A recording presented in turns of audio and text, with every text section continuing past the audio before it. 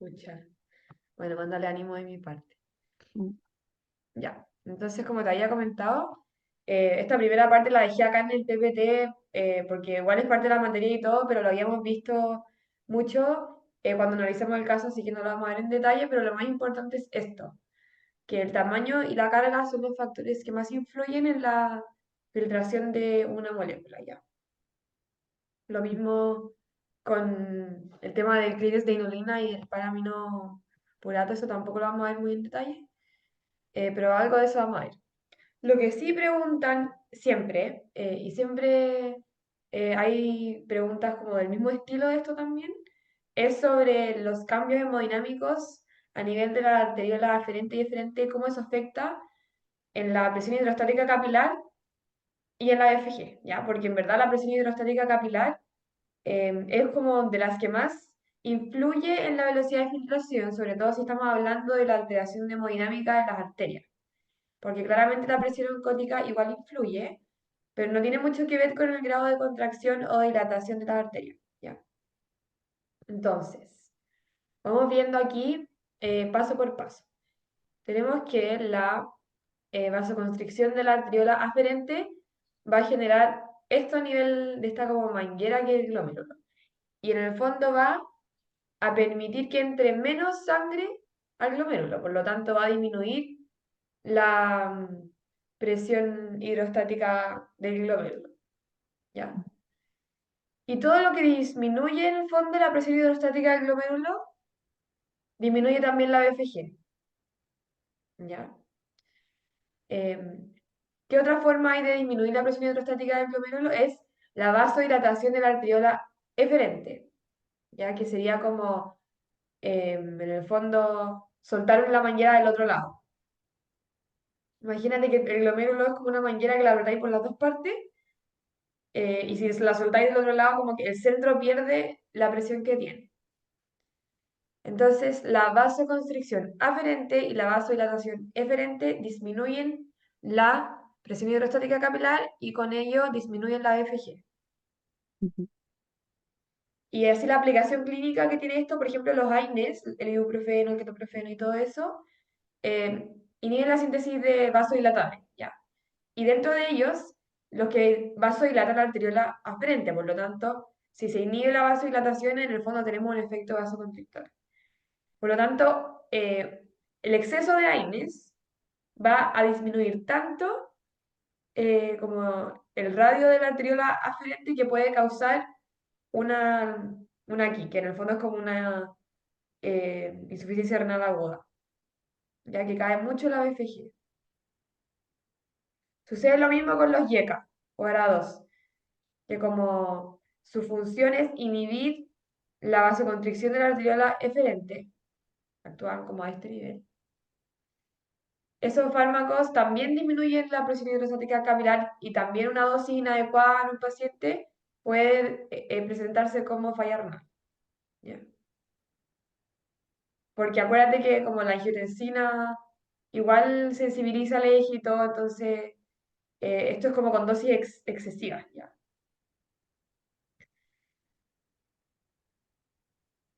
Ya, pero ¿es la única forma de aumentar la BFG el aumento de la presión hidrostática capilar? No. Como te decía, es la más común, pero hay otros factores que influyen aquí y esto es como lo que se conoce como la ley de Starling a nivel también del glomérulo. ¿Ya? Hay factores que influyen como las características del diafragma, la permeabilidad y todo eso, pero en verdad a nivel de presiones lo que más va a afectar va a ser la presión oncótica capilar y la presión hidrostática capilar, ¿ya? Que influyen de la misma forma que funcionan los vasos sanguíneos en el resto del cuerpo. En el fondo, el aumento de la presión hidrostática capilar o la disminución de la presión eh, oncótica capilar favorecen como distintas cosas. Acuérdate que las proteínas tienden a retener el agua. Entonces, la presión oncótica capilar, si disminuye, también aumenta la velocidad de filtración, porque como que aumenta la presión del glomérulo. ujú.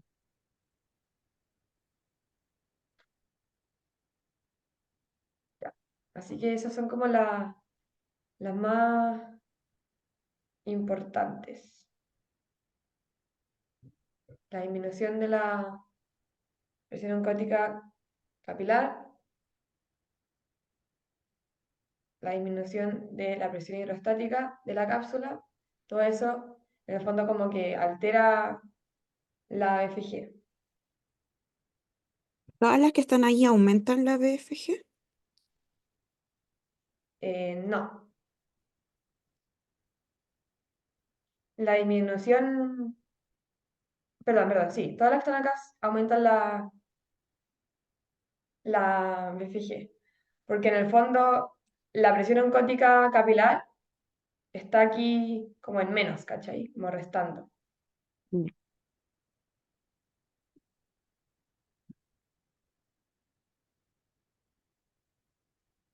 Ya. Pero esto en verdad es lo más que tenéis que retener. ¿Qué pasa como con la arteriola aferente, eferente y la BFG y el flujo plasmático renal?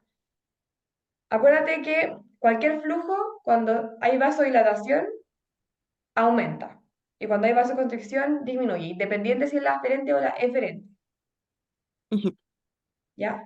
Y habíamos visto lo que pasa con la arteriola aferente y la eferente en cuanto a la BFG.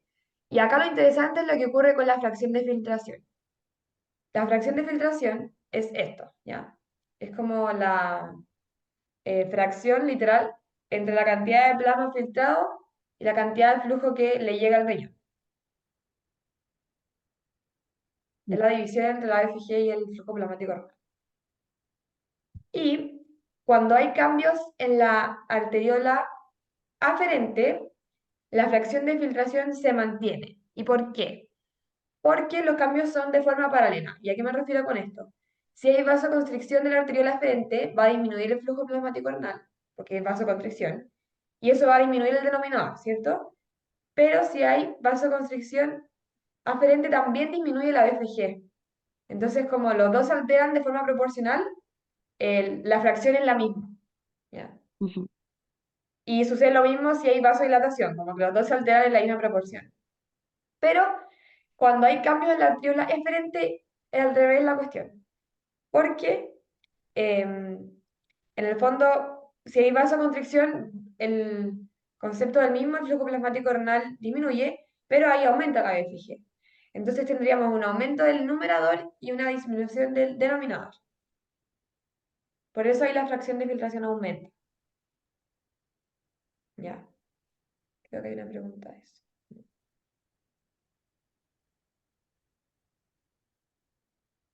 Ahí hay una pregunta de en qué situaciones aumenta la BFG.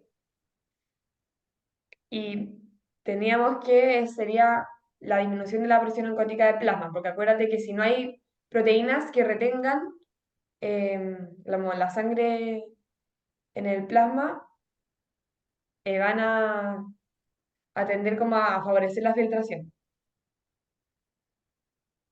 ujú. ¿cachai? Si estuviera aumentada la presión oncótica, se retendría la sangre dentro del arteriola aferente y no pasaría a la filtración.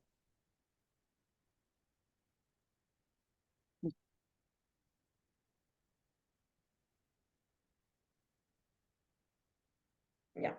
El clearance también lo habíamos visto harto la otra vez. Lo que siempre preguntan es como las características que tiene una sustancia que es buena para medir el clearance. Cosas que también preguntan son como conceptos relacionados con este gráfico. Así que acuérdate que en el clearance de inulina lo que está mostrando acá es que a medida que aumenta la concentración de inulina, el flujo urinario también aumenta. Por lo tanto, la BFG se mantiene constante, que es lo que muestra este gráfico de acá.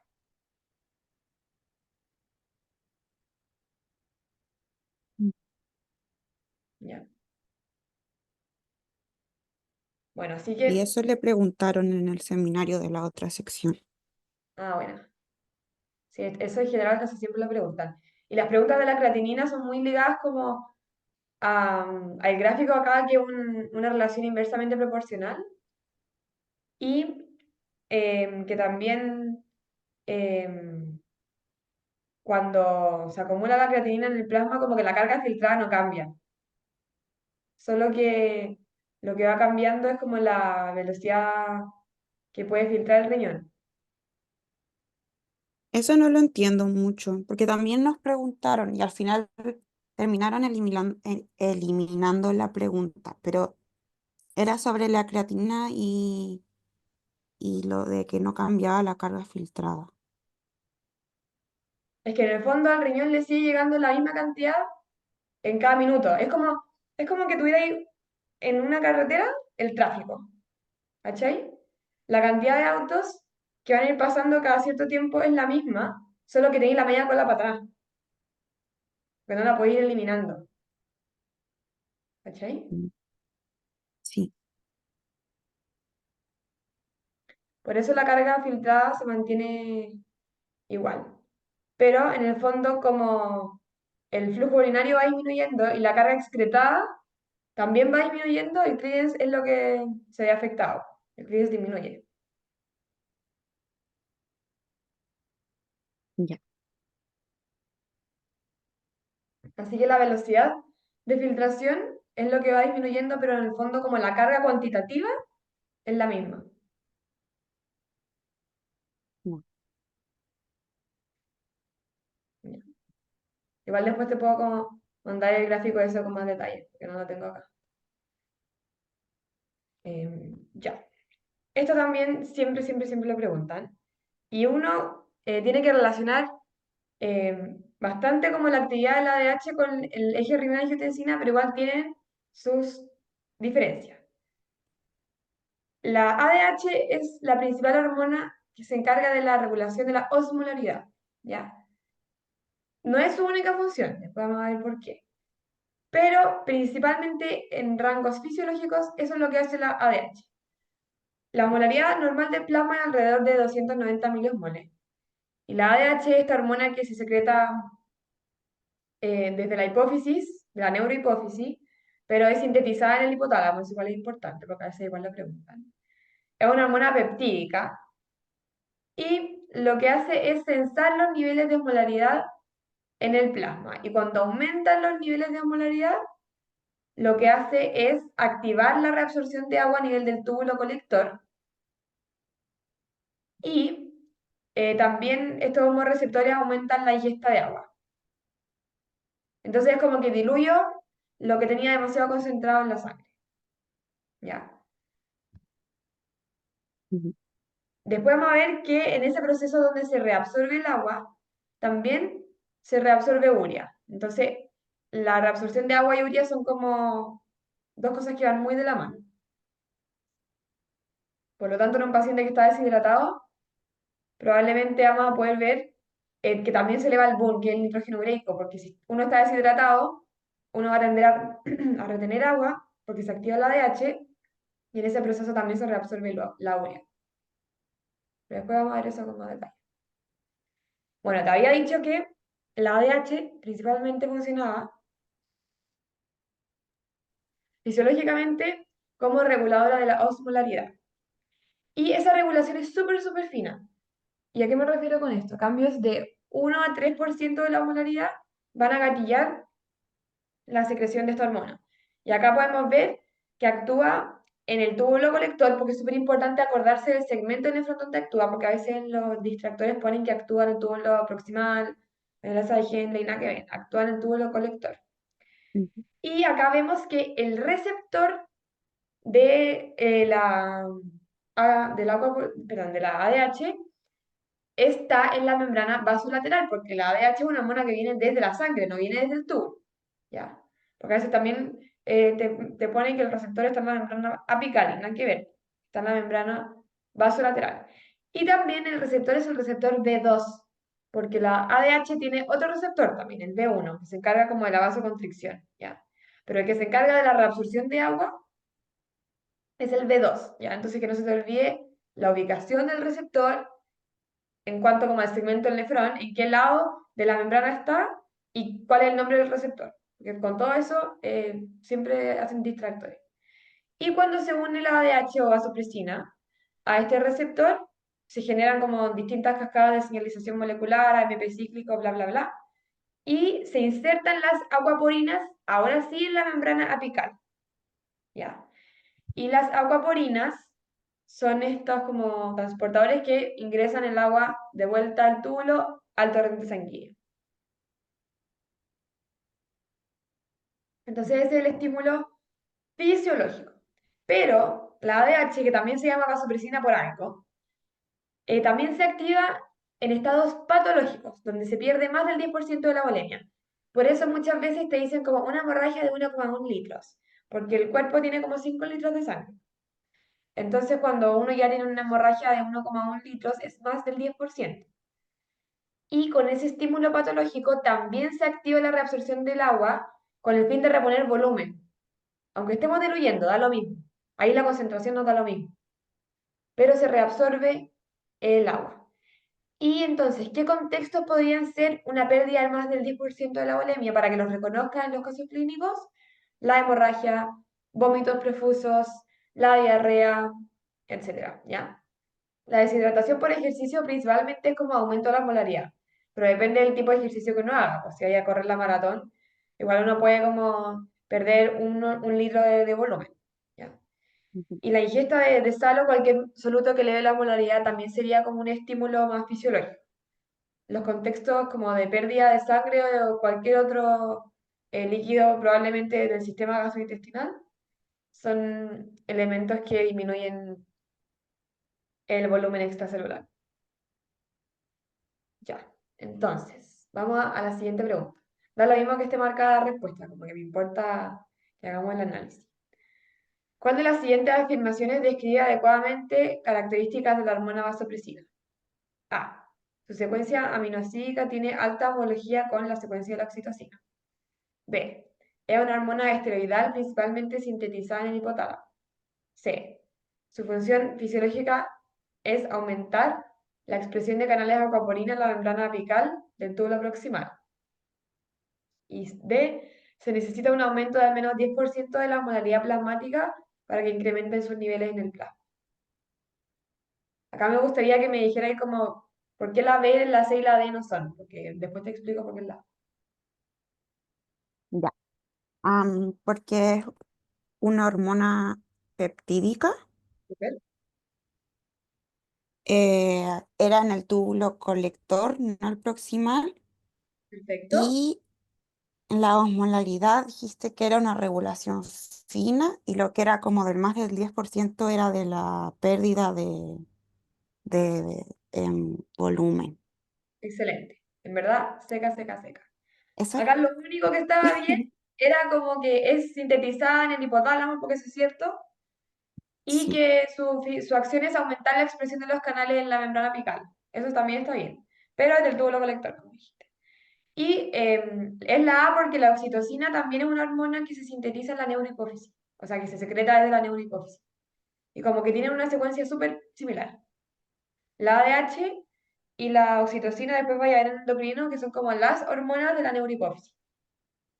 Mm, ¿Ya? Así que es un poco como con las características más generales de la ADH. Ya. mm. Bueno, acá un poco lo mismo de la acción de la ADH. ¿Por qué se da como este efecto antidiurético? A. Activación del receptor B1 en la membrana vasolateral del túbulo colector. ¿Qué opináis de eso? Eso era el B2. Bien.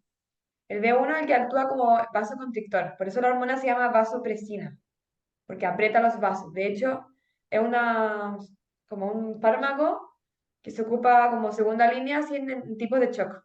¿Ya? Porque tiene este como efecto vasoconstrictor. Ya, la B. El efecto más rápido de la hormona antidiurética se da en la síntesis de la coaporina.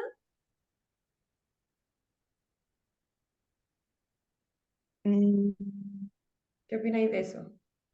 no, es que no sé si, no es como que la lleva a otra parte más que la sintetiza.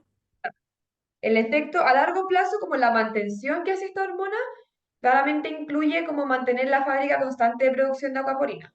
Pero el efecto inmediato es netamente colocar la aquaporina que yo ya tenía sintetizada en la membrana apical. Entonces ahí la Mm, palabra que está más incorrecta es síntesis, porque es como translocación.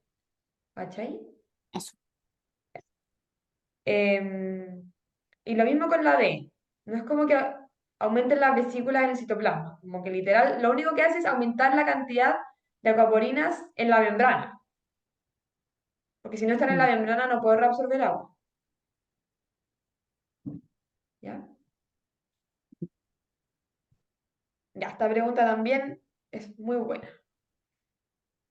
¿Cuál mm. de los siguientes no va a modificar los niveles plasmáticos de la ADH? Acá sí, tú estás viendo como una pregunta de este tipo. ¿Qué te tenés que preguntar en la cabeza para poder como razonar la alternativa? ¿Cuáles eran las cosas que sí modificaban la vasopresina? Como que me activaban la síntesis de la vasopresina o la disminuían. Ya, ¿y cuáles eran esos dos estímulos? Aumento de la osmolaridad ¿Ya? y pérdida de volemia, del más del 10%. Ya, súper. O del 10 para arriba. ¿No? Ya. Eso. Entonces, la hemorragia, ¿cabe dentro de esas dos categorías? No, porque tiene que ser 1,1, Ya, pero ahí porque eso como que sería más del diez por es ciento, del, ¿no? es del 1 para arriba. ¿Cachai? El 1,1 te lo ponen como para que estés más seguro. Pero el uno ya cae como dentro del 10%. Mm, ah, ya, entonces sí la modificaría. Claro. ¿Qué pasaría con el ejercicio intenso? Por 3 horas. Se va a correr la maratón de Viña. Una También muy seca porque la en 3 horas modifico. es rápido la maratón. Ya, ¿ahí qué pasaría con la polaridad? Aumenta, ¿o no? Súper. Probablemente la persona no perdería 10% de la volemia, pero sí aumentaría mucho su polaridad. ¿Y qué pasa si yo ingiero sal? 30 gramos de sal escaleta. Eso también aumenta la osmolaridad. Súper. Piensa que en una solución fisiológica hay 9 gramos de sal en un litro. Ahí, De entonces, 9 gramos, o caleta. sea, 30 gramos de escaleta. Ya, ¿y qué opináis de la D? ¿Por qué esa no activaría la ADH? Porque, o sea, si es que tú pones más líquido, no aumentaría la osmolaridad, la disminuiría, que es como lo opuesto a lo que hace la vasopresina, ¿no? Pero igual, si tú disminuyes la molaridad, como que vas a modificar la acción de la ADH en el sentido de que va a haber menos. Ah, Ahí la clave, más que la infusión del litro, es qué tipo de solución estás inyectando. que diga fisiológica, Claro, y cuáles son las características de la molaridad de la solución fisiológica. no sé, y me explica que es como igual a la de la Claro, sangre. es la misma que tenemos fisiológicamente, por eso se llama así. Por lo tanto, aunque yo me ponga 5 litros de solución fisiológica, mi osmolaridad no va a cambiar. Ah, porque si Salvo fuera cualquier otro tipo como de solución, ahí sí la cambiaría. yo te hubiera dicho solución hipertónica, solución de suero glucosado 5%, todo eso sí la cambia, po, porque son Mm, soluciones que son o hipotónicas o hipertónicas. Pero ya, la solución fisiológica es isotónica.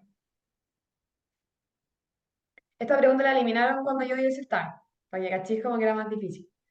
Pero eso igual es como lo que buscan que razonís, ¿cachai? Si te están preguntando como qué no va a modificar los niveles, tenéis que preguntar como qué sí lo va a modificar, o un aumento o disminución de la osmolaridad, o una pérdida de más del 10% de la volemia. Ya. Esto también lo eliminaron, porque era súper difícil. Pero esta la voy a saltar porque tengo que explicarte un concepto primero, así que la vamos a dejar en stand-by. ya, Ya. Esto creo que lo entendáis súper, súper, súper bien. Yo te había dicho que había una relación entre la urea y la ADH, ¿ya? Y esta relación tiene que ver con que la ADH no funciona sola, ¿ya? Si yo pongo la aquaporina en la membrana apical, eso no me implica necesariamente que va a haber reabsorción de agua. ¿Qué te enseñaron en el colegio como respecto a la osmosis? y tiene que haber diferencia de concentración Perfecto. para Tiene que que haber un sea... gradiente de concentración, ¿ya?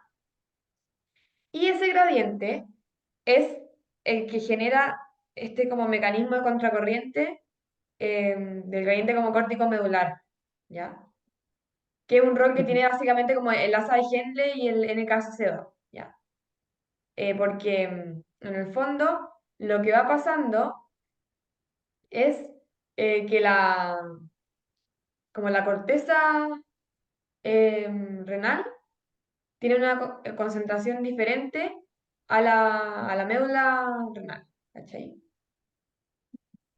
Y eso está dado principalmente por la concentración de urea que hay. Y ese proceso está resumido como acá, ¿ya?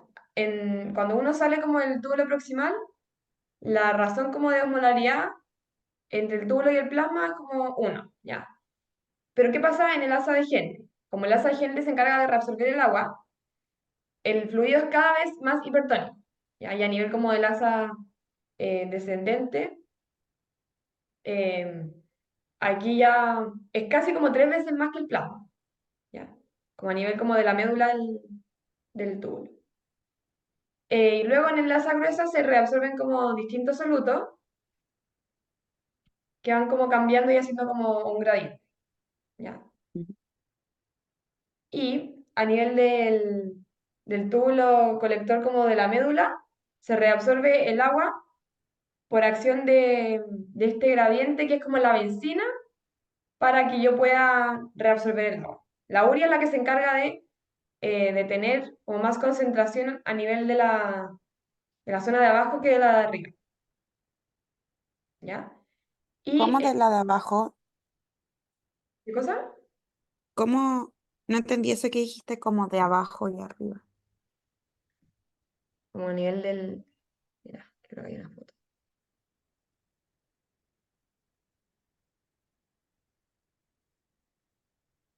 Acá, ¿cachai?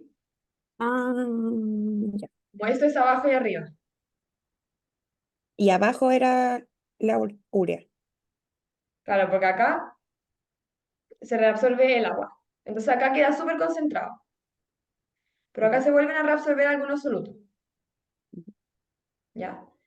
Entonces aquí, a nivel como de la médula, hay mayor concentración de urea y acá es menos como concentrado que aquí. Entonces cada vez que como va avanzando el fluido por el túbulo, van como absorbiéndose el agua con mayor potencia, ¿ya? Y lo importante es que a medida que tú vayas reabsorbiendo el agua, también voy reabsorbiendo el urea para que se mantenga este gradiente aumentado como a nivel de la médula. ujú, Porque si ahí la médula del túbulo colector no tuviera un mayor gradiente de concentración, no habría reabsorción de agua, po, porque no habría como ninguna fuerza química que me permitiera la reabsorción del agua. ¿Ya? Entonces, la ADH y el clearance de urea, esto también lo preguntan caleta. Si se activa la ADH, voy a reabsorber agua, pero también voy a reabsorber urea, ¿ya? Y eso va a implicar que si yo absorbo más urea, boto menos. Entonces el clearance de urea disminuye, ¿ya? Y si reabsorbo más agua, también va a disminuir el clearance de agua libre, ujú. ¿ya? Y lo único que aumenta es la molaridad urinaria, porque no estoy como diluyendo la orina con agua, al revés, me estoy quedando con toda el agua adentro, Ya. ¿ya? Entonces aquí lo importante, no te van a preguntar como específicamente el mecanismo contracorriente, creo que no he visto como ni una pregunta de eso. Lo que preguntan es como qué pasa con el clearance de agua libre, el clearance de urea, la molaridad urinaria y todo eso. Entonces entender ahí que este como gradiente córtico medular está para que tú puedas reabsorber el agua, para que esté ese gradiente de concentración, y que cada vez que se activa el ADH también va reabsorbiendo urea. ¿Ya? Mm. ¿Tenía alguna duda de eso? Que igual es como enredado. Creo que sí entendí. Veamos una pregunta para ver em, creo. esto. Ya. La hormona antidiurética tiene que ver con la urea y el agua. Ya, como que Ujú. no tiene ningún otro electrolito relacionado. Ya, como en cuanto como a su mecanismo, por si acaso. Entonces, ¿qué efecto tendrá el aumento de la concentración plasmática de hormona antidiurética en un sujeto sano? ¿Aumenta el clíris de urea? ¿Disminuye la AFG?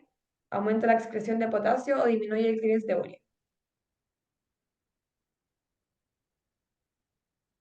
Mm, ya.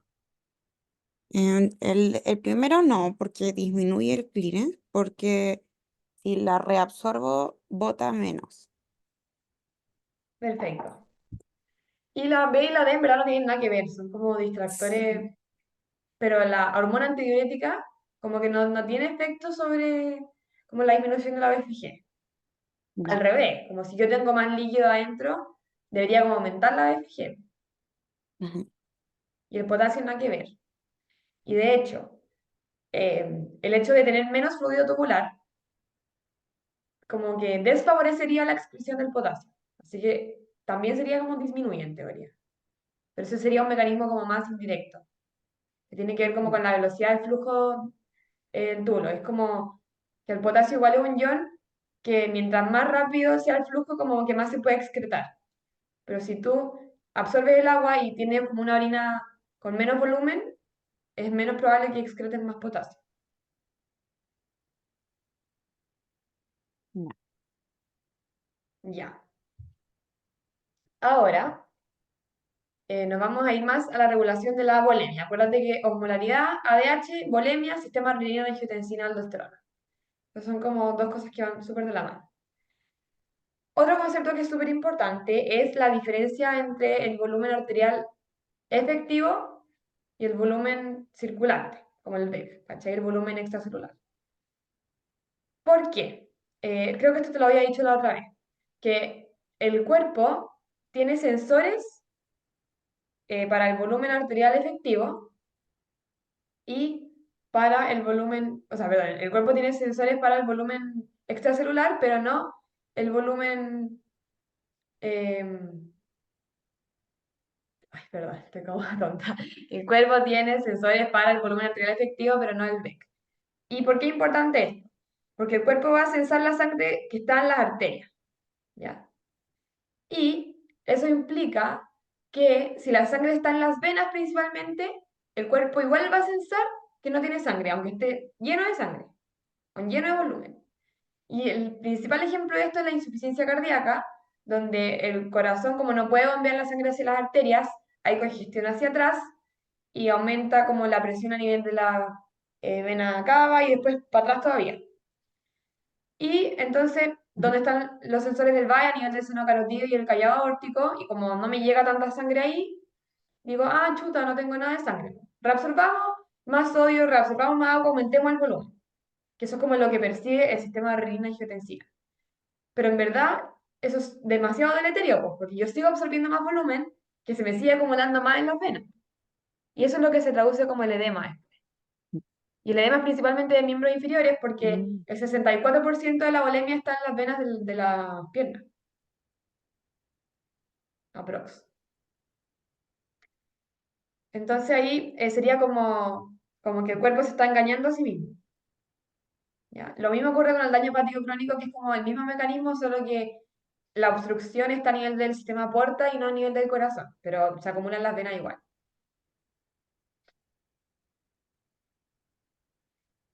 Entonces ese es un concepto que igual hay que diferenciar. Pero ¿cuándo se va a activar entonces el sistema renina-angiotensina? Cuando disminuye este aporte de sodio, que viene como desde las arterias en el fondo, cuando aumenta la actividad del sistema nervioso simpático, y esto está muy relacionado con estados como de pérdida de volumen, como las hemorragias, eh, los vómitos, la diarrea, etcétera.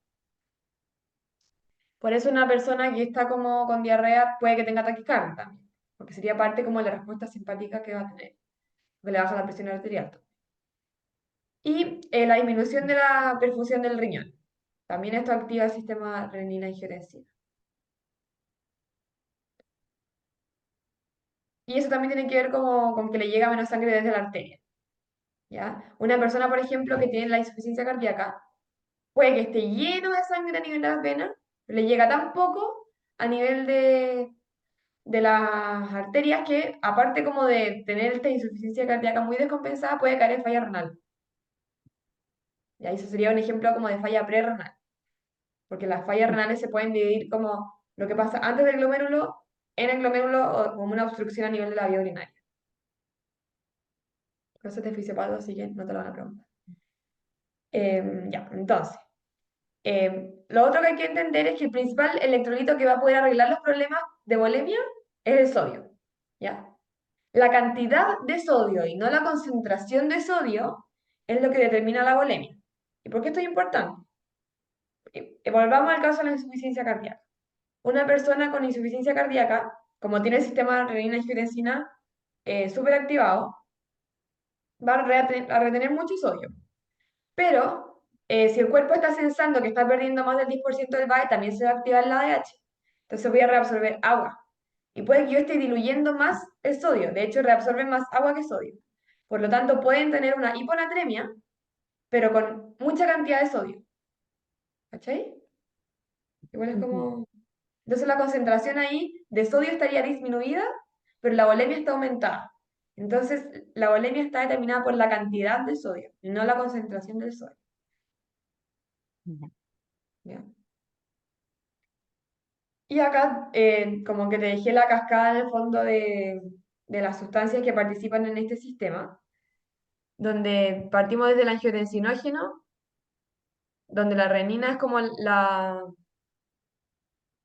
que lo puede como transformar a angiotensina, uno, y después la enzima convertida en angiotensina o la ECA es la que transforma la angiotensina 1 en angiotensina 2. Y esta es la enzima que inhibe el enalapril, el captopril, todos los que terminan en pril. ¿Ya? Bueno, acá sale. Y acá. Y después esta angiotensina actúa en este receptor AT1, donde acá los fármacos que actúan son los inhibidores de este receptor, el losartán, el valsartán, el ejemplo del caso que vimos el otro día. ¿Ya? Y acá se va a activar la acción de la angiotensina y también de pasadita la aldosterona. Y acá dejé las acciones de la angiotensina. La angiotensina 2 tiene efectos renales, donde el principal es absorber el sodio, ¿ya? Y eso lo hace mediante la activación del transportador que absorbe más sodio, pues, porque acuérdate que a nivel del túbulo proximal es como el 66% de la reabsorción del sodio.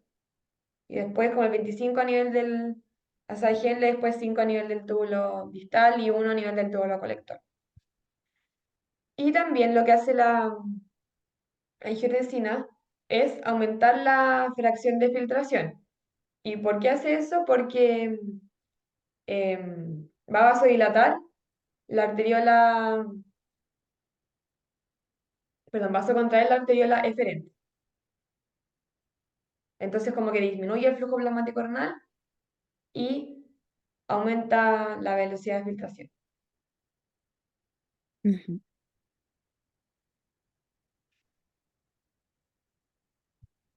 Ya, y efectos extrarrenales, aumentar la síntesis de aldosterona, que la aldosterona lo que hace, lo vamos a ver después más como con el potasio, yo creo, es estimular la reabsorción del sodio en estos canales ENA, que entran sodio y sacan potasio y protonio.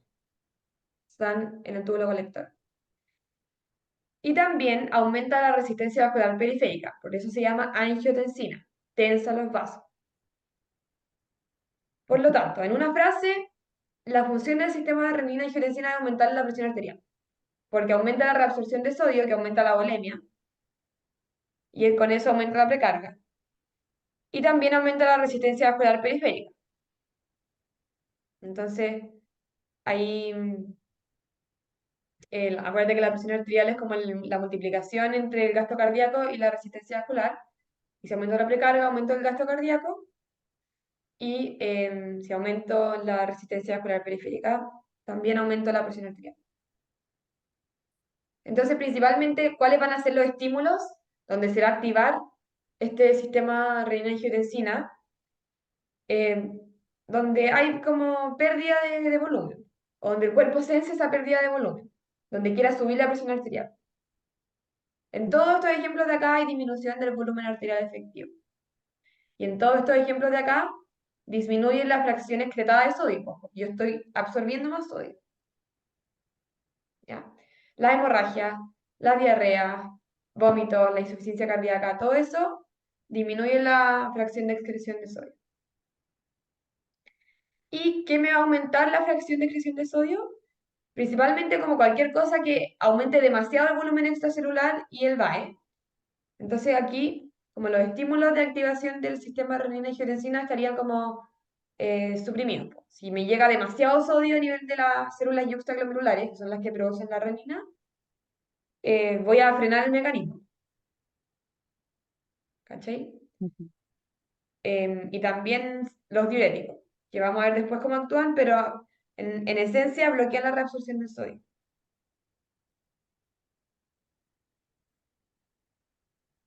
Mm.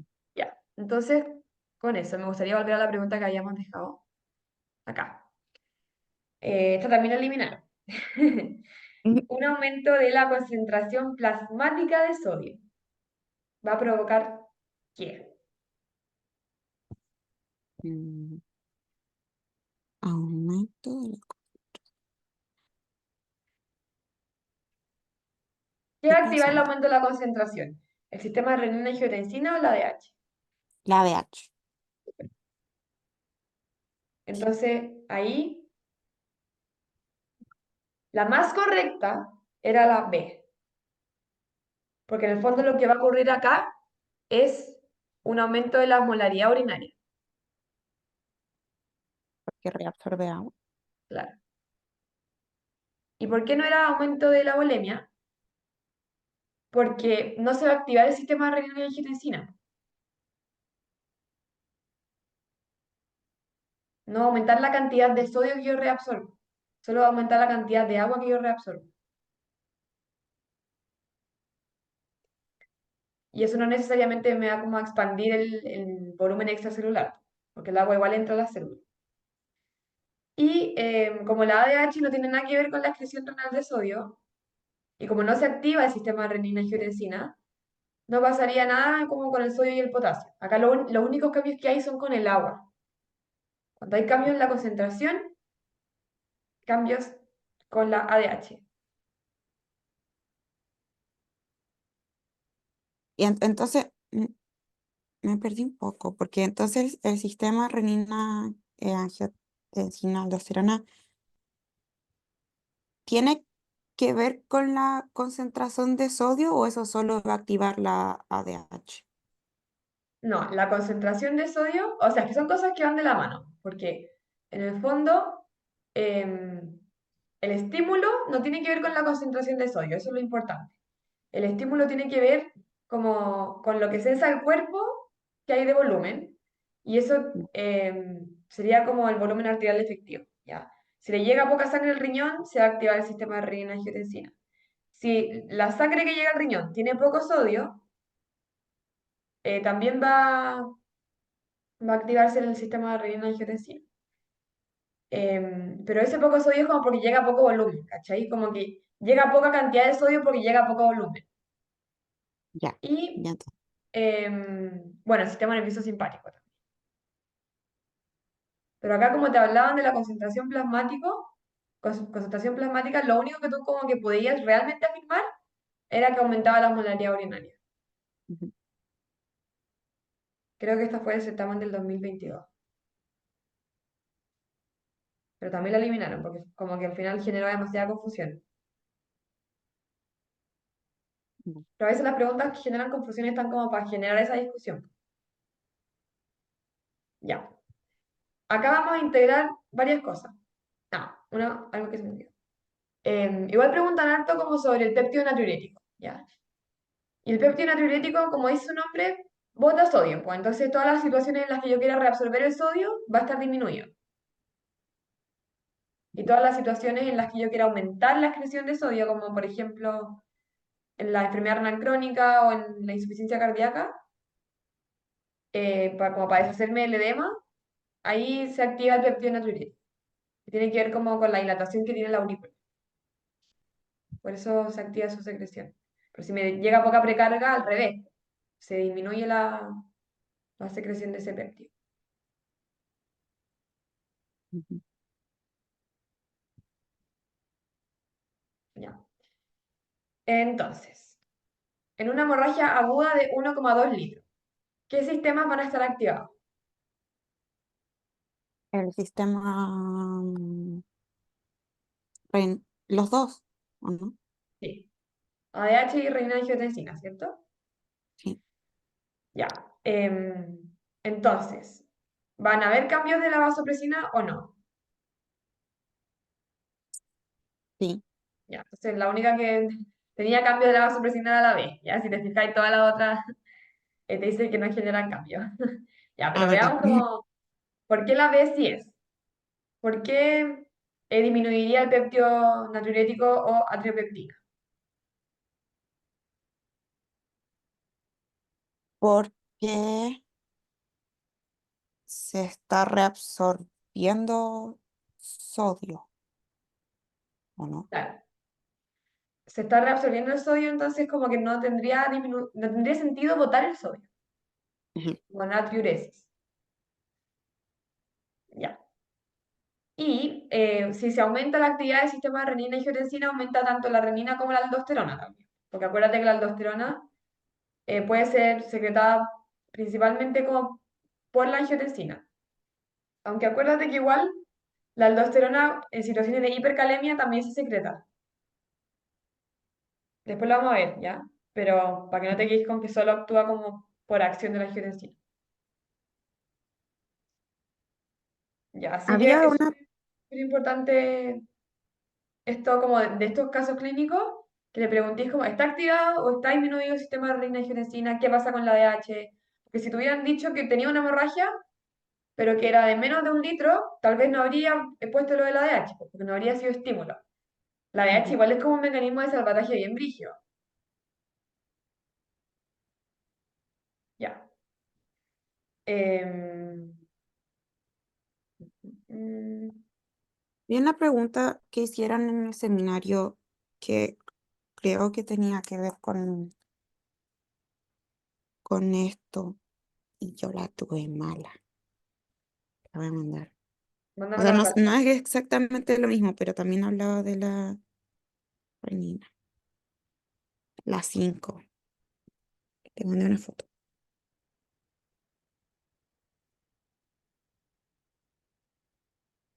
Porque no entendí lo del clearance de agua libre y negativo, porque habían dos como muy iguales. Ya. Si tú ingieres 10 gramos de sodio, va a aumentar la cantidad de sodio, ¿cierto? ¿Sí? Y también va a aumentar como la concentración eh, de la, del plasma. ¿Sí? Entonces, em, si tú tienes como demasiado sodio, ¿vas a querer reabsorber más sodio o no? Sí.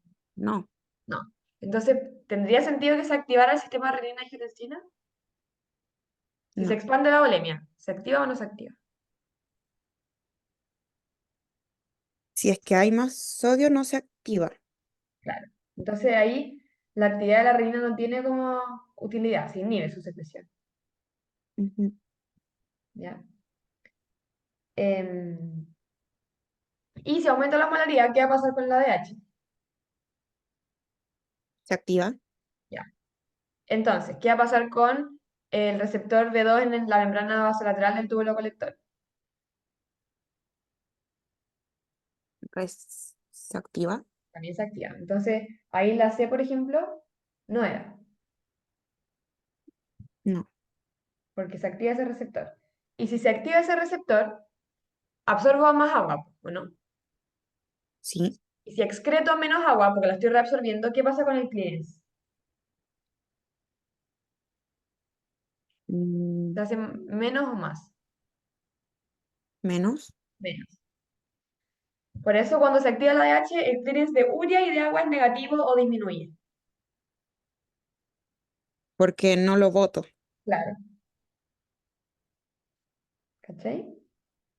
Ya, Entonces aquí la clave era como entender que la ingesta de 10 gramos de sodio te va a aumentar por un lado la concentración plasmática y por otro lado como la volemia. Entonces se inhibe el sistema renina-angiotensina, pero se activa el ADH, como para poder diluirlo, ¿cachai? ya entendí. Ya, eso. Eso es como, era un poco lo mismo también que acabamos de hablar. Vi una pregunta también como de la hemorragia, creo que era muy parecida a esa. No sé si la tenéis por ahí. Mm, esta dos, para allá te lo mando.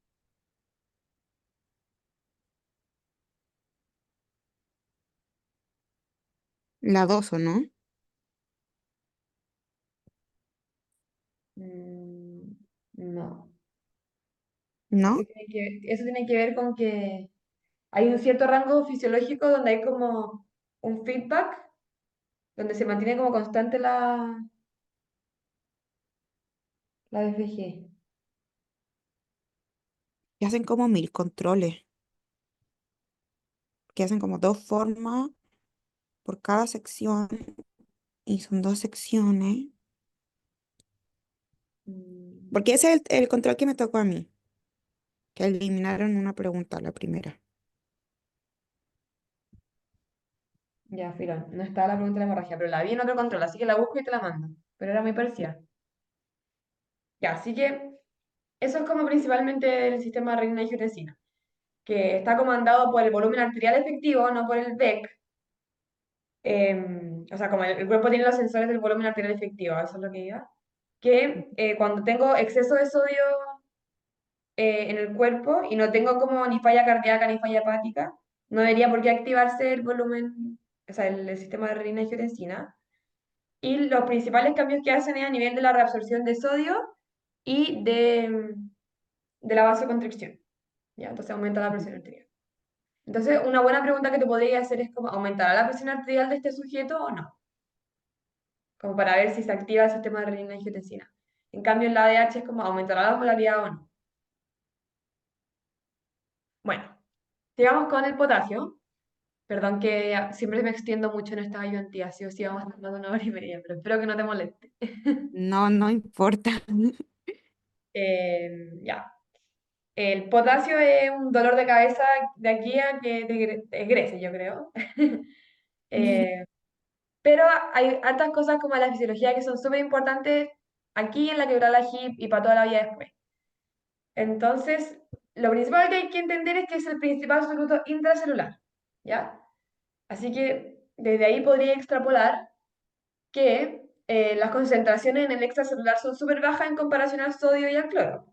Acuérdate que el sodio va como entre 135 y 145 y el potasio entre 3,5 y 5. Y otra cosa que es importante es que en cualquier situación donde haya ruptura de una célula, un trauma, una quemadura, que se te rompa la célula por destrucción, no sé, del músculo, todo eso, como va a liberar el potasio dentro de la célula, me puede generar hipercalemia. ¿Ya? Estas son cosas como clínicas para que no se te olvide que el potasio está dentro de la célula. Y sobre el manejo del potasio hay dos conceptos súper importantes. Lo primero es que hay un balance interno. ¿Y a qué me refiero con esto? Son cambios que hay en la distribución tanto intra como extracelular del potasio, pero sin eliminar el potasio del cuerpo. ¿Cachai? Como que hay ciertos estímulos que van a hacer que se favorezca la salida del potasio de la célula y vaya a la sangre, y otros que van a favorecer el proceso contrario. Pero también hay un balance externo que es mediante la excreción del riñón. ¿Ya? Y acá, en el balance interno, los principales estímulos que van a promover ahí la entrada del potasio a la célula son la insulina y la adrenalina. ¿Y por qué? Porque activan la bomba sodio-potasio. Si te acordáis, esta bomba saca el sodio y mete el potasio.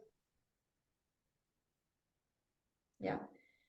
Entonces, no te va a sorprender después cuando llegues a media interna que dentro del manejo de la hipercalemia se da insulina y beta adrenérgicos, porque son en el fondo como sustancias que nos van a ayudar a meter el potasio que está fuera de la célula adentro. No van a generar salida del potasio, el potasio total del cuerpo va a ser el mismo, pero en la sangre va a ser menos. Y si hay menos concentración en la sangre, como que voy a prevenir como tal vez que se me alteren las membranas del corazón, por ejemplo. Lo importante primero es tal vez como controlar los niveles de la sangre y después eliminar el exceso. Y hay otra bomba que también actúa regulando el potasio. Y esta es la bomba protón-potasio. Y acá es como un juego entre estos dos eh, como iones de carga positiva. Cuando hay acidosis o hay acidemia, en verdad, hay muchos protones en la sangre, voy a querer entrar los protones. Y eso se hace intercambiando con el potasio, pues. Entonces, una situación donde hay muchos protones afuera y quiere entrar, me va a sacar el potasio de la célula. Entonces, la acidosis va a tender a generar hipercalemia. Y al revés, la alcalosis, como hay poco protón dando vuelta en la sangre, voy a sacarlo de la célula y voy a meter el potasio para adentro. Entonces, la alcalosis generalmente se asocian a una hipocalemia distributiva. Pero en verdad después vaya a cachar que el potasio es un ion que es súper dinámico. Entonces, como que esto está pasando, pero no necesariamente implica que los niveles de potasio en la sangre van a estar altos o bajos. Ya, es como que va a depender de otras cosas también. Pero en fisiología quedémonos con que la insulina y la adrenalina meten el potasio para adentro y el estado ácido base también influye en los niveles de potasio. Ya. Y acá está el balance externo del potasio, que es la pega del riñón. Y afortunadamente es una pega que es súper resistente. El túbulo colector es como el último que se afecta, tanto en daño renal agudo como crónico. Por lo tanto, la hipercalemia ya es una manifestación grave, tanto de enfermedad renal crónica como de una insuficiencia renal aguda. ¿Ya? ¿Y cómo se hace esta excreción de potasio? Mediante el ENaC. Acá es como que un compañero hace la pega y el otro se aprovecha. ¿Ya? Se activa el ENaC, absorbo el sodio y con ese gradiente electroquímico que tiene el sodio, donde me deja como el lumen más negativo que positivo, saco el potasio y los protones. Acá no están los protones, pero imagínate que también están saliendo. Ya. Entonces, ¿qué factores me van a favorecer esta excreción de potasio? De partida, los niveles de sodio que lleguen al túbulo colector. Y un ejemplo clásico de esto son los diuréticos. Si tú inhibes la reabsorción proximal de sodio, va a llegar más al túbulo colector. Entonces el ENaC va a funcionar más. Entonces los diuréticos como la furosemida o la tiazida generan hipocalemia, porque estoy botando caleta de potasio y caleta de protones también. Entonces es hipocalemia y alcalosis metabólica. ¿Ya? Los niveles de aldosterona exagerados también.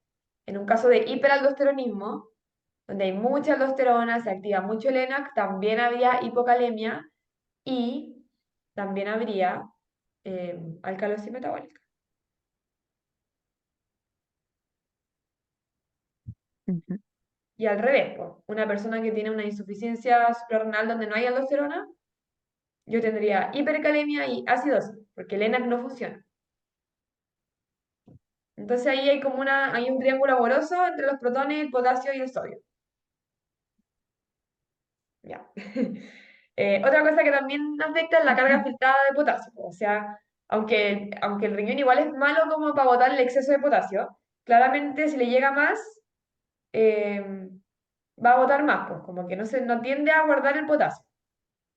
No hay como una regulación tan fina. Es como si le llega mucho, tiende a botar más. Pero igual tiene un techo. Y la alcalosis metabólica también influye. ¿Por qué? ¿Qué habíamos dicho cuando hay alcalosis metabólica? ¿Qué pasa con el nivel de potasio dentro de la célula?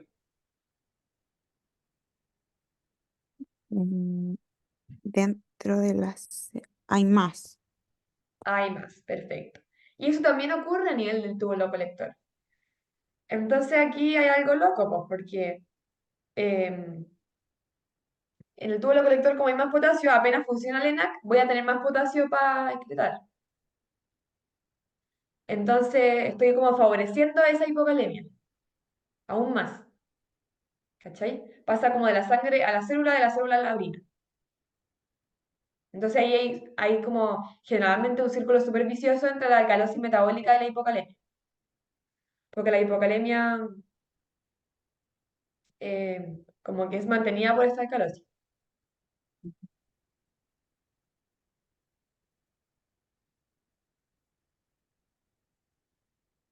Ya. Y también el flujo tubular influye. Acuérdate que como si pasa demasiado volumen de orina, como que por corriente voy a arrastrar el potasio. Ya. Entonces, ¿qué diferencias tendrá la acción de la aldosterona en el nefrón distal si es a causa de hipovolemia en comparación de la hipercalemia? Algo que te había como comentado someramente es que la aldosterona tiene dos funciones, o sea, dos como estímulos. El primero es a través de la angiotensina y el segundo es a través de la hipercalemia, sin hipovolemia, ¿cachai? Como que son separados, ¿ya? Ujú. Y eso es la paradoja de la aldosterona, que si estoy en contexto de hipovolemia, no voy a favorecer la excreción de potasio, solo la reabsorción de sodio. Y si estoy en contexto de hipercalemia, voy a favorecer más la excreción de potasio,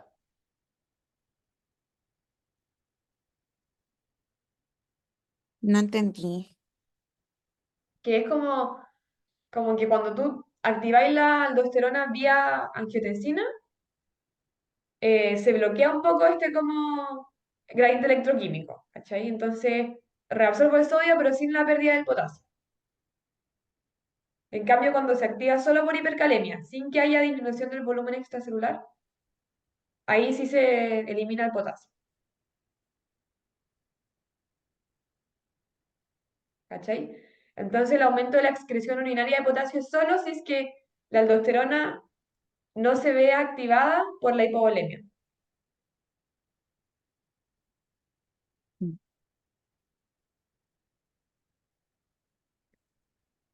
Por lo tanto, la B es incorrecta, po, porque si te dice cuando es por hipercalemia, no hay aumento en la excreción urinaria de potasio. Eso es mentira. Y Ujú. además, cuando hay hipercalemia no debería aumentar la angiotensina 2, porque no es como no es parte de los estímulos del sistema renina-angiotensina. Cuando esa consecuencia de la hipercalemia no se acompaña al aumento de angiotensina 2, eso es cierto, y no causa un aumento en la excreción urinaria de potasio, eso es falso, porque sí la causa. Y cuando es por hipovolemia sí hay aumento en la angiotensina 2, por lo tanto la D también es falsa. Entonces la conclusión es que cuando hay hipovolemia hay aumento de angiotensina 2 y no hay aumento de la excreción del potasio. Pero si es solo por hipercalemia, sí voto en potasio.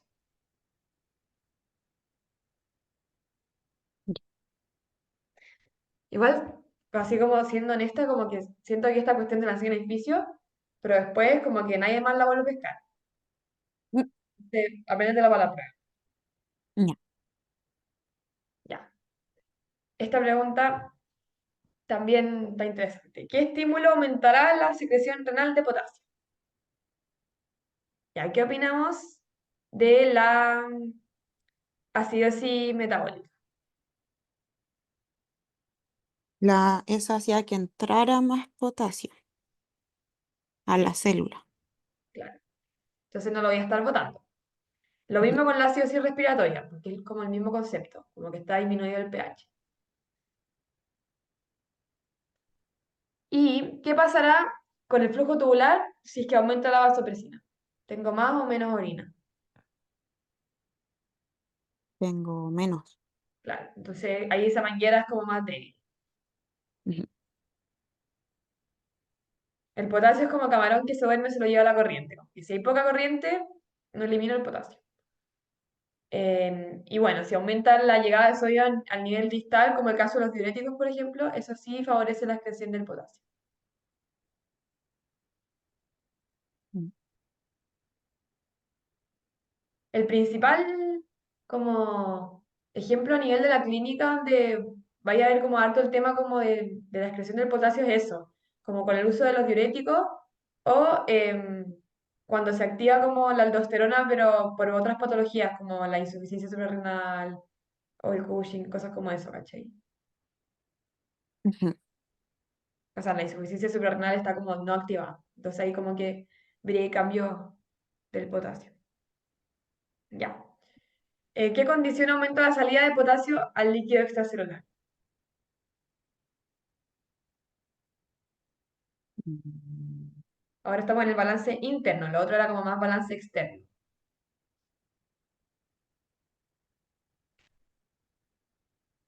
Estoy pensando.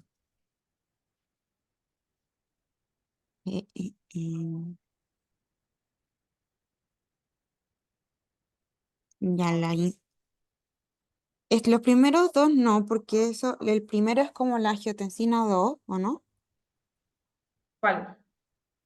Los beta 2 agonistas. Es adrenalina. Eso, Y la eso. adrenalina y la insulina que hacían con la Y la, bomba sodio de potasio. la activaba. Bien. Y si la activan van a meter el potasio hacia adentro. Ujú. Igual que la alcalosis por lo del ácido base. Claro. Ya, y aquí la A tiene una explicación como súper rebuscada, ¿ya? Pero en el fondo cuando hay un aumento de la osmolaridad, se favorece la salida del agua de la célula al plasma, como por osmosis, Ujú. ¿ya? Y eso aumenta la concentración de potasio en la célula, por lo tanto también favorece como la salida del potasio, como por gradiente, ¿no? Ya. Pero en verdad esta era más fácil hacerla por descarte. Ujú. De hecho, esta estaba en mi certamen y como que no me casaba ninguna de las otras tres, así que por eso marqué la A. Y después me explicaron por qué era y lo entendí, pero en su momento no cachaba. Ya, entonces ahí con el potasio, lo principal que te van a preguntar es como eso, como balance interno-externo, así que hay que saberse como las sustancias que activan la bomba, el manejo que tiene el potasio con los protones, eh, qué pasa con los diuréticos, esas son como las principales preguntas que hacen.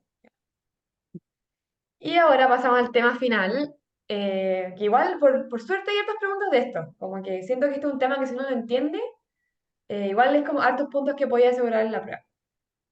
Ujú. Y acá, eso también es como súper esquematizable, ¿ya? Y de regulación ácido-base, lo primero que hay que saber es que es súper estrecha, ¿ya? El pH normal de la sangre es 7,4 y se mueve en un rango de 7,35 a 7,45. Y algo curioso del tampón bicarbonato, que es el principal tampón extracelular, es que tiene una relación como de bicarbonato ácido 20:1, por lo tanto es mucho como mejor para tamponar los ácidos. De hecho, el pKa del tampón bicarbonato es como 6,1. Entonces, como mucho más buena para los ácidos. ¿Y por qué será? Bueno, porque a nivel evolutivo nos hemos visto expuestos mucho más a cargas ácidas. Entonces, el cuerpo ha evolucionado de esa forma y es más bueno para las cargas ácidas. Ya. Y sobre los tampones intracelulares que existen, o sea, sobre los distintos tampones, ¿verdad? Los principales y los que actúan más rápido son los intracelulares. Y ahí es principalmente la bomba protón-potasio que acabamos de ver. ¿Ya? Entonces, cambios en el pH van a implicar sí o sí movimientos con el potasio. Después, uno que actúa rápido, pero más en horas que en minutos, son los tampones extracelulares, donde el principal es el bicarbonato, pero también hay otros, como la hemoglobina, que también acuérdate que la hemoglobina se puede unir o al oxígeno o al protón. De hecho, tiene mayor afinidad por el protón que por el oxígeno. Y eso después lo vaya a poder ver como en la curva de disociación de la hemoglobina y todo. Entonces, en los análisis integrativos, como que igual influye mucho el estado ácido-base con, como con la disociación de la hemoglobina y la P50 y toda esa cuestión. Ya. Y la albúmina también funciona como tampón, pero en verdad el principal acá es el bicarbonato. Este va a ser nuestro caballito de batalla. Y el bicarbonato, la choreza que tiene, es que tiene tanto regulación a nivel del pulmón, porque yo puedo controlar los niveles de CO2 que tengo en el cuerpo mediante la ventilación. Cuando estoy hiperventilando, boto el CO2, cuando estoy hipoventilando, retengo el CO2. Y también hay una regulación a nivel renal. Eso lo vamos a ver con más detalle, donde los principales procesos son la reabsorción del bicarbonato y la regeneración del bicarbonato. Sobre el tamponamiento que hace como el pulmón, este también es rápido, actúa en horas, pero es autolimitado, porque el cerebro como que llega a un punto donde no puede seguir permitiendo la hiperventilación o la hipoventilación, ¿ya? Entonces ese tiene como un techo. Y el tampón renal se demora un par de días. Entonces, en un cuadro agudo de menos de 72 horas de evolución, poco probable que veáis el tamponamiento renal. Eso sería en cuadros un poco más largados. Y el tamponamiento óseo es de meses a años. Entonces, principalmente las personas que tienen enfermedad renal crónica o acidosis tubulares renales son las que van a tener ese tipo de tamponamiento, donde básicamente como que sacamos del hueso como distintos como fosfatos o sustancias para tamponar, principalmente el fosfato. Pero eso a meses, años. ¿Ya? Es igual importante saber como los tiempos en los que actúan. Ya, hablemos de la regulación renal ácido-base. La reabsorción del bicarbonato, lo primero que hay que saber es que es un proceso que ocurre a nivel del túbulo proximal. ¿Ya?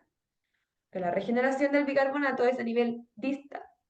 Lo vamos a ver después, pero acá ocurre a nivel distal la reabsorción del bicarbonato. O sea, la regeneración. La reabsorción es a nivel proximal. ¿Y cómo ocurre? Muy de la mano con este transportador. ¿Por qué?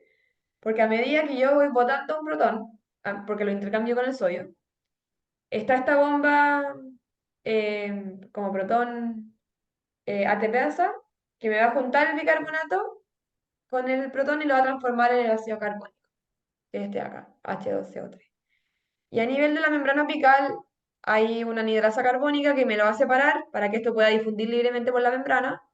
Y después hay otra anidrasa carbónica que lo vuelve a incorporar. Y después esto se separa nuevamente y yo tengo este protón que vuelve a estar recirculando y reabsorbo el bicarbonato. Lo interesante de acá es que yo no voy a eliminar un protón por la orina, ¿ya? Solo estoy como reabsorbiendo un bicarbonato que usé en este proceso. ¿Cachai? Como el bicarbonato que se había filtrado se reabsorbe, pero no genero como un nuevo bicarbonato para el cuerpo. Es solo como recuperar el que iba a perder, pero no estoy eliminando protones, porque el protón se queda circulando ahí, como en este ciclo. Y esa es la diferencia que hay con la regeneración del bicarbonato, porque ahí yo reabsorbo el bicarbonato, que es como el mismo proceso, en verdad. Está la anhidrasa carbónica, pero acá no está el NH3, ¿cachai? Entonces meto un bicarbonato para adentro y boto un protón. Entonces el neto me altera como el nivel de bicarbonato que tengo. Como que estoy eliminando una carga ácida y entrando una carga básica. Y eso va muy de la mano con la acidez titulable, porque el protón no se va a botar solo, se va a juntar con el amonio, ¿ya? O sea, con el amoníaco en verdad y forman el amonio. Entonces, la medición de amonio en la orina es una forma de medir como cuánto bicarbonato estoy regenerando, ¿ya? Entonces aquí lo importante principalmente es que la regeneración a nivel distal y es un proceso que mete el bicarbonato para adentro y elimina un protón. En cambio el otro solo mete bicarbonato para adentro y como que el protón queda recirculando.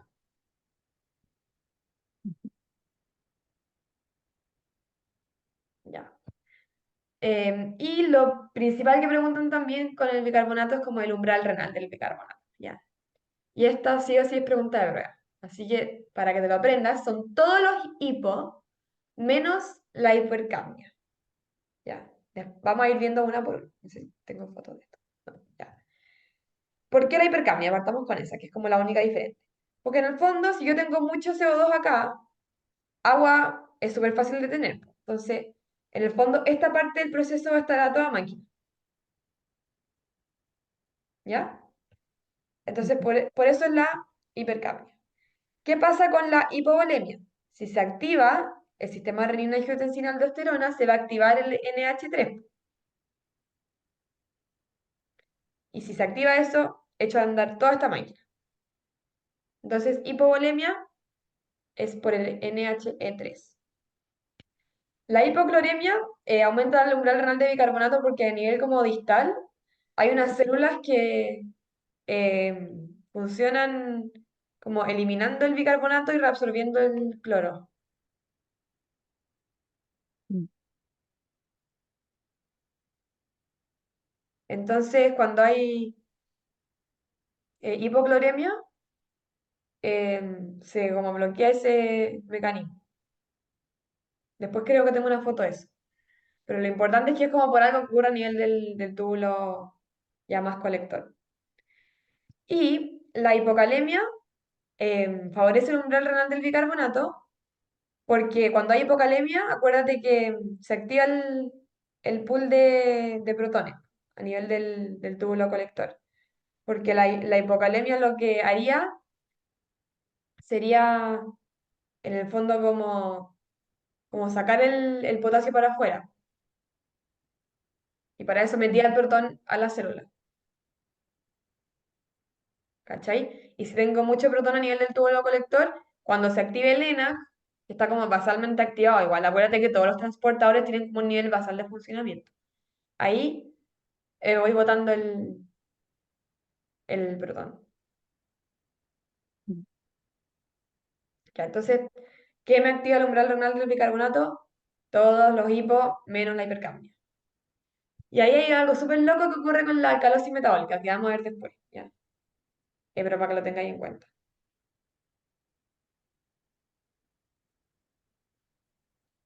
Ya. Entonces, ya que vimos como la fisiología, veamos un poco de los trastornos. Algo importante es que la alcalosis y la acidosis son mecanismos, no son como definiciones estáticas. Entonces, pueden coexistir. ¿Ya? De hecho, cuando algún trastorno está compensado, como que sí o sí están coexistiendo. Y que haya acidosis, de nuevo, no necesariamente implica que el pH esté disminuido porque podría estar compensado, porque es un proceso. Si yo quiero hablar de pH disminuido, la palabra que tengo que ocupar es acidemia. Y en los trastornos se pueden dividir entre puros si no tienen compensación, simples si hay una compensación adecuada al mecanismo primario, que después vamos a ver cuál es cuál. Y mixto es cuando calculo la compensación y no me cansa, básicamente. Entonces como que hay otro trastorno agregado a la compensación.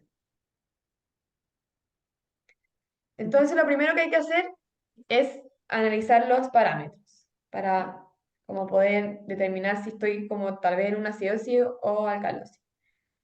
Cuando hablamos de metabólico, le vamos a echar la culpa al bicarbonato. Y cuando hablemos de respiratorio, al CO2. ¿Ya? Entonces la acidosis va a ser un aumento de la PCO2, que eso se va a ver reflejado en un paciente que hipoventila. Y eso nos va a importar en pacientes que tengan EPOC, que tengan insuficiencia respiratoria, así como porque les funcionan mal los músculos de la caja torácica. Todas las personas, por ejemplo, que tienen enfermedades neuromusculares, muchas veces se mueren por eso, como porque no les funciona como los músculos de la ventilación. Y la alcalosis está muy asociada a la hiperventilación. Entonces, como cuadros de dolor, por ejemplo, generan más hiperventilación, pueden producir alcalosis. Ya. Imagínate, por ejemplo, un paciente que está vomitando. Ahí como que se supone que el sistema respiratorio debería tratar de compensar al revés, reteniendo el CO2, bueno, como para subir el nivel de protones. Pero en verdad, fisiológicamente es como súper difícil que un paciente que esté con dolor no esté hiperventilando. Entonces, esto es como en la teoría, pero en la práctica a veces no funciona. Y la acidosis metabólica sería una disminución del bicarbonato y la alcalosis un aumento del bicarbonato. Y hay que saberse los valores normales, ¿ya? El bicarbonato es como 24. Igual depende del laboratorio, pero ese es el valor que se maneja. Y la PCO2, el valor como estándar es 40, pero el rango es como entre 35 y 45. Pero para los cálculos usemos 40.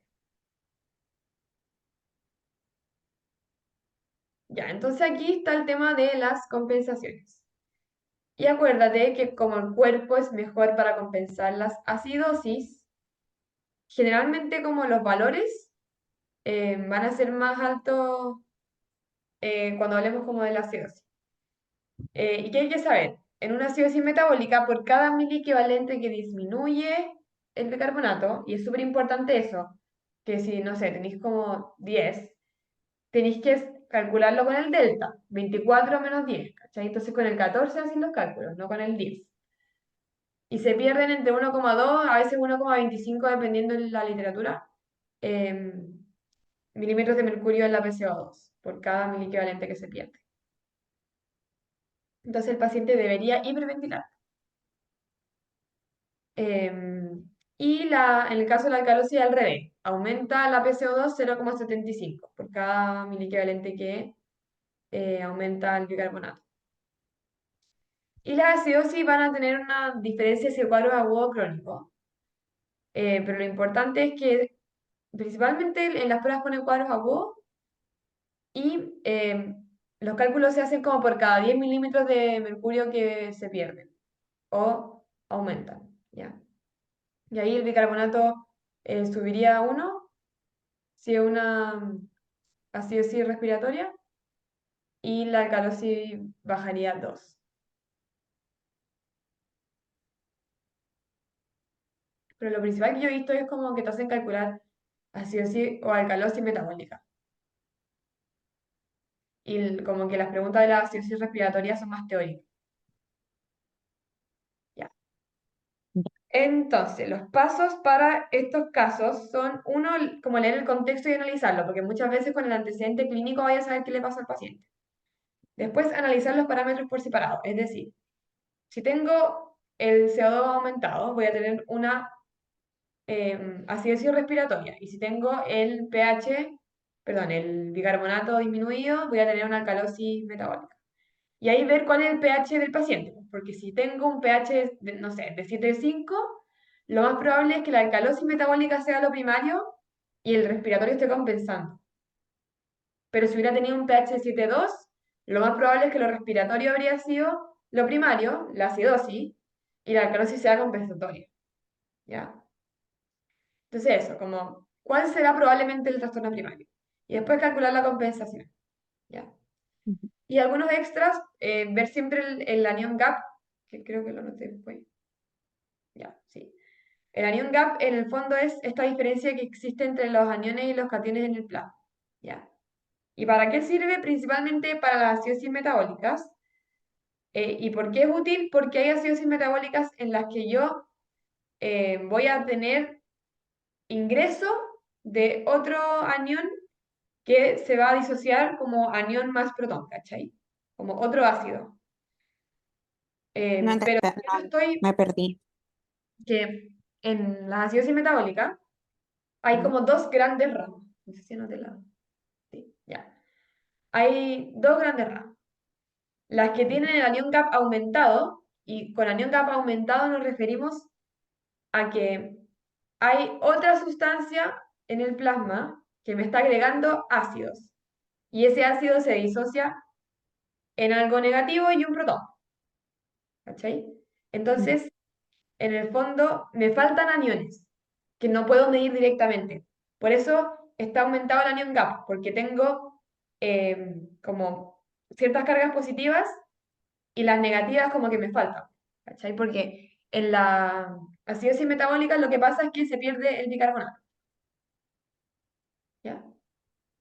Entonces imagínate, tú te consumes demasiado paracetamol. Este es un ejemplo. Y el paracetamol se va a separar en un anión y en protones. Y esa carga de protones tú la vas a empezar a tamponar con el bicarbonato que hay en el plasma y el anión va a quedar ahí dando vueltas.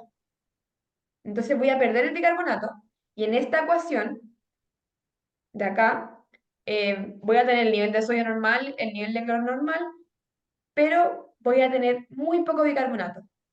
Entonces va a pesar mucho la carga positiva y voy a tener como ese déficit de carga negativa medida solo con esos tres iones. No estoy Mm. diciendo como que no hayan otras cargas negativas dando vueltas, porque la sangre es neutra, po, ¿cachai? No es como que tenga sangre positiva. Entonces, si es más de 8, 10, 8, 12, depende como el libro igual, pero en los casos ponen como ejemplo bien categórico. Ahí si el anión GAP está aumentado, significa que hay otro anión dando vuelta que no puedo medir directamente y que estoy usando ese bicarbonato para poder suplir como el exceso de protones que hay dando vuelta. Ya. Entonces, ejemplos de acidosis metabólicas con anión kappa aumentado, el principal a nivel clínico, el aumento del lactato, ¿ya? Que esto se ve en casos de shock, por ejemplo, de sepsis. También está la intoxicación por aspirina, la cetoacidosis diabética. Eso yo creo que es lo principal, la intoxicación por paracetamol también. ¿Y qué pasa con las acidosis donde yo no estoy agregando un ácido externo, sino que estoy perdiendo mi bicarbonato? Acuérdate que el bicarbonato se pierde principalmente o por la orina o por el tubo digestivo. Ujú. Entonces, en una diarrea, que es el clásico ejemplo de acidosis metabólica con anión GAP normal, lo que está pasando ahí es que estoy perdiendo el bicarbonato y el cuerpo, para arreglársela y mantener la sangre neutra, aumenta el cloro. ¿Cachai? Porque no tengo un anión dando vueltas. Estoy perdiendo mi bicarbonato. Entonces va a aumentar el cloro y por lo tanto, todas las acidosis metabólicas que son hiperclorémicas tienen el anión GAP normal. Entonces, si tú veis el cloro alto, no perdáis el tiempo calculando el anión GAP. Y piensa o en diarrea o en el uso, o sea, o en estas acidosis tubulares, que son más raras. Y otra cosa que igual podría ser es el hipoaldosteronismo, pero también es como menos frecuente. Diarrea es lo más frecuente. Así que en el caso de una acidosis metabólica siempre el contexto te va a servir mucho, porque si el cuadro es de diarrea, lo más probable es que sea una acidosis metabólica. Como que tenéis que partir tu análisis con eso. Igual tenéis que ver las otras cosas, pero como que el contexto orienta mucho. Entonces la acidosis metabólica del anión GAP es como clave. Ya, entonces veamos un ejemplo. Tenemos un paciente con diabetes que tiene ese laboratorio. Está para la caga. Entonces, ¿cuál sería como el primer paso? Ver el contexto. Si es una diabetes descompensada, hay que pensar en la cetoacidosis. ¿Ya? Y habíamos visto que esa era una causa de acidosis metabólica con anión GAP aumentado. No hemos visto nada más, no hemos visto ni el valor del pH todavía. Pero tenemos que tener eso en mente. Ya, después. Vamos a interpretar los parámetros por separado. ¿Qué opináis de ese valor de bicarbonato? ¿Está alto o bajo? Bajo. Bien. ¿Te calza con que el cuadro probablemente es una acidosis metabólica? Sí, porque el pH está bajo también. Bien. Entonces ahí lo respiratorio sería más compensatorio, ¿cierto? Ujú. Y ese valor de PCO2 te indica una acidosis o una alcalosis respiratoria. Eso. Alcalosis. Súper. Ya. Entonces nos quedamos con que el trastorno primario probablemente es la acidosis y que hay que ver la compensación ahora. Y como estamos en una acidosis metabólica, por cada miliequivalente que baja el bicarbonato, la PCO2 debería bajar 1,2, 1,25. Entonces ahí están los cálculos. 15 menos, o sea, 24 menos 15 es 9. Entonces 9 por 1,25 es 11,25. Y ese descenso se lo tengo que restar a la PCO2 de 40, porque 40 es como el estándar. ¿Ya? Entonces, a partir de 40, desde ahí tiene que empezar a bajar y ese valor es mi PCO2 esperada. Entonces, si esto fuera un trastorno simple, yo debería tener esa PCO2, pero está mucho más baja. ¿Ya? Entonces, el paciente está hiperventilando más o menos. Está baja. ¿Está hiperventilando? Y eso se llama respiración de Kussmaul. Pacientes con cetosis, no sé si la había escuchado en semio. Sí. Ya, es una respiración de alta amplitud y frecuencia. ¿Ya? Y así como de detalle, si calculábamos el anión gap, restándole al sodio el valor del cloro y el bicarbonato, está aumentadísimo. Entonces igual es compatible con que sea una acidosis metabólica con anión gap aumentado, la cetoacidosis. Porque no es ni diarrea ni acidosis tubular, básicamente. Y porque el cloro está bajo. Si hubiera sido hiperclorémica, pensábamos en lo otro. Ya.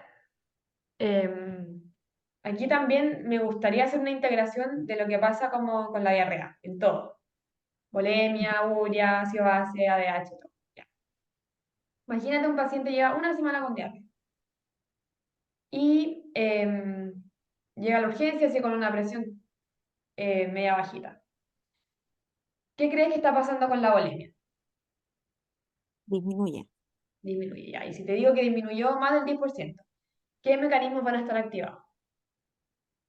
La vasopresina y el sistema renina-angiotensina-aldosterona. Súper. Si está activada la ADH, ¿qué va a pasar con la excreción de agua? Disminuye, Bien, ¿qué va a pasar con la excreción de urea? disminuye. Bien. Y eso lo podrías ver con la elevación del boom, ¿ya? Un paciente que tiene un boom elevado, un paciente que está deshidratado. Eh, ya, y también entonces disminuye el clearance de urea, disminuye el clearance de agua libre, esas son como distintas formas de decir lo mismo, ¿ya? Ujú. Y el sodio va a estar aumentada su excreción o no. Mm, a ver, Tengo poca volemia, ¿qué creéis que va a pasar ahí? si excreta más sodio, Si activa el sistema de renina-angiotensina. eso es porque hay poco sodio. Entonces no excreto más sodio. Claro. No excreta más sodio, lo Se reabsorbe. reabsorbe. Bien. Ya. Y en cuanto al estado ácido base, en general son acidosis metabólicas hiperclorémicas, por lo tanto son con anión CAP normal. Y acá con el potasio hay como una discusión. ¿Por qué? Porque lo más lógico es que dentro de los electrolitos que se pierden también se pierde el potasio. Em, pero ahí es el tema del hiperaldosteronismo, como que si estoy perdiendo volemia, no debería como excretar el potasio, ¿cachai? El potasio al final se pierde como vía digestiva, no vía renal. No, o no debería perderse vía renal, según lo que le enseñaron a usted. Pero francamente, como que siento que después como que te desmienten la paradoja de la aldosterona. Entonces, esa es una duda que yo he acarreado desde el tercer año. Todavía no la resuelvo. Pero para efectos de la prueba, si aumenta la angiotensina, no se activa la aldosterona para botar potasio, solo para absorber sodio. Y en cuanto a la PCO2, debería estar baja, como para compensar Compensar. ahí la acidosis. Y ahí la presión arterial, ahí también puede estar baja. Entonces también te podrían hacer como preguntas de cardio en el caso de una diarrea. O sea, ¿qué va a pasar con la precarga ahí? Disminuye la volemia. Disminuye. Disminuye. ¿Qué va a pasar con el péptido natriurético? Si disminuye la precarga.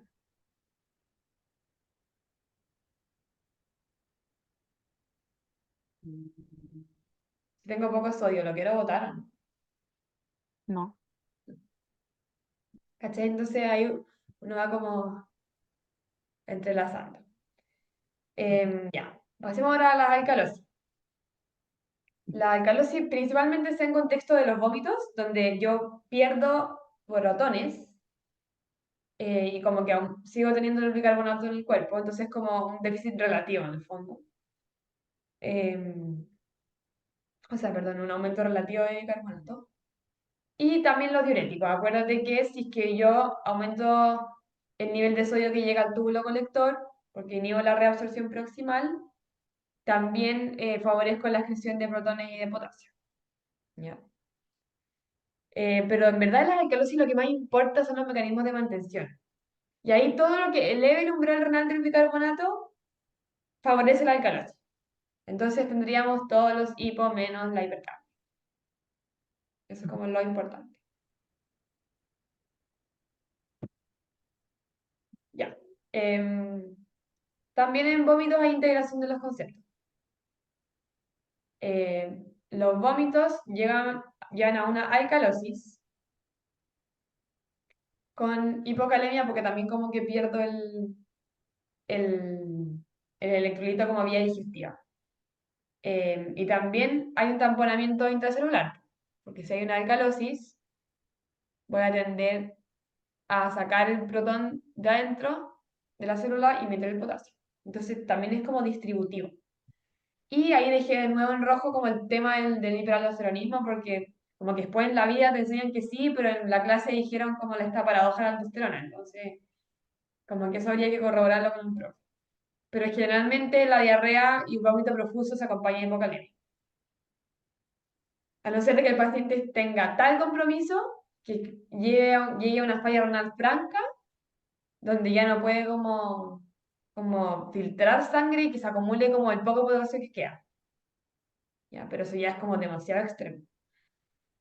Eh, y aquí como hay una pérdida de volumen, también es como lo mismo, ¿cachai? Aumenta la angiotensina, aumenta la ADH y favorece la reabsorción de agua, de urea, de sodio, por lo tanto disminuye la fracción de excreción de sodio, disminuye la fracción excretada de urea, aumenta la osmolaridad urinaria, todos los sinónimos, ¿cachai? Como disminuye el clítis de agua libre, disminuye el clítis de urea, disminuye el clítis de sodio, pero el concepto es el mismo. Yo me guardo el agua, el sodio y la urea para adentro. ¿Tenía alguna duda de eso? Siento que esto es como súper preguntable, como que estas cosas las preguntan igual. Es que lo entiendo, pero me cuesta como retenerlo, así que tengo que estudiarlo más. Tranqui. Vamos a ver Ujú. preguntas igual acá como de esto. Ya. Pregunta entonces. Un paciente tiene compromiso de conciencia. Se toman exámenes de laboratorio, destacando un pH de 7,2, un bicarbonato en 12, una PCO2 de 25, un sodio en 135, un potasio en 5,3 y un cloro en 114. Entonces, por el contexto, uno no puede como sacar tanta información, porque está solo comprometido conciencia. Entonces, nuestro segundo paso sería analizar los valores por separado del bicarbonato y del CO2. ¿Y ahí qué opináis? El carbonato está disminuido. Ya. El normal era 24, ¿cierto? Sí, Y el APC2 también disminuida porque sería 40 la normal. ya, súper. O sea, acidosis metabólica. Ya, eso es lo primario, ¿cierto? Y la alcalosis es como la compensación. Sí. Acá no nos están preguntando si es como un trastorno primario o secundario, entonces yo no perdería el tiempo como calculando la compensación, ¿cachai? Porque igual es algo que te va a quitar tiempo en la prueba y en renal hay que ahorrar tiempo, entonces como que ahí no tiene mucho sentido. Ya, y eh, en las acidosis metabólicas nos importaba mucho si es que tenía el anion gap normal o aumentado. Entonces, lo primero que hay que ir a ver es el valor del cloro. Porque si está alto, es con anion gap normal. Y si está bajo, con anion gap aumentado. Así de simple. Ya. Y el cloro está como en 100 normalmente. Entonces, ¿es hiperclorémica o normal? Ujú. Mm, No sé, no entiendo mucho eso, creo. Acuérdate que las acidosis metabólicas que tienen el cloro aumentado es porque no tienen un ácido extra. Ah, ¿Cachai? No entonces es está como, normal. claro. Ya. Es una anión gap normal porque tiene el cloro aumentado. Y dentro de las causas, recordemos que la cetoacidosis, el aumento del lactato, el paracetamol, el alcohol, todo eso es acidosis metabólica con anión gap aumentado. porque estoy agregando una nueva sustancia que se va a separar en protón y otro anillo. Los Ujú. barbitúricos lo que hacen es generar depresión respiratoria. Es como una especie como de anestesia. ¿Ya? Ya. Activan mucho el GABA. Entonces, eso me va a generar una hipoventilación. Y si hay hipoventilación, ¿qué tipo de acidosis tendría? ¿Metabólico o respiratorio? Respiratoria. Entonces, ¿te calzan esos valores de laboratorio? No. Y aquí probablemente este paciente tenía diarrea. No te lo dijeron, pero una diarrea más o menos porque estaba comprometido con conciencia. Ya, acá estábamos viendo como los mecanismos que perpetúan la alcalosis. Esto siempre lo preguntan también, y acuérdate. Todos los hipo menos la hipercapnia. Entonces aquí, hipercalemia, no. Hiperclolemia, no. Hipocapnia, no, porque es hipercapnia. Y la contracción del LEC sería como la hipovolemia. ¿Cachai? Ah, ya. Ya.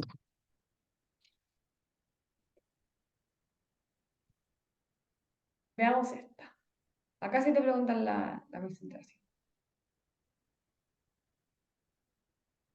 ¿Cuál es el primer paso? Si no te dan el contexto. Ver el pH, Antes del pH. el bicarbonato. Bien, como analizar por separado los valores, ¿cierto? Bicarbonato. Abajo. Bien. Y la PCO2 está Bajo. bien. O sea, tengo alcalosis, perdón, acidosis Metabólica. metabólica con alcalosis respiratoria. Sí. Ya, ¿y cuál será el primario? Ahí sí que te voy a ver el pH. El pH está bajo. Bien. Entonces sería la acidosis metabólica. Ya, y ahí sí que tenéis que meterte a la compensación. Pero en todo caso, así como al ojo, una PCO en 18 es como demasiado baja, ¿ya? Mm. Pero igual, calculemos, porque igual tiene el bicarbonato súper bajo. Mm, mm. Acuérdate que el cuerpo Pero mejor tamponando los ácidos. Entonces, por cada miliequivalente que baja el bicarbonato, disminuye 1,25 en la PCO2 o allá. 1,2. Depende. Entonces, 24 menos 10, 14, 14 por 1,25. Ah, está ahí. 17,5. Sí, pero hazlo nomás, como para que te acostumbres como si estuvieras en la prueba. Así. Ya,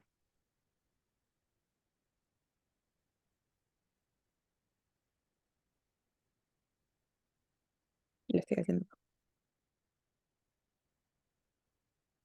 Y eso hay que restarlo a lo que estaría normalmente, A 40.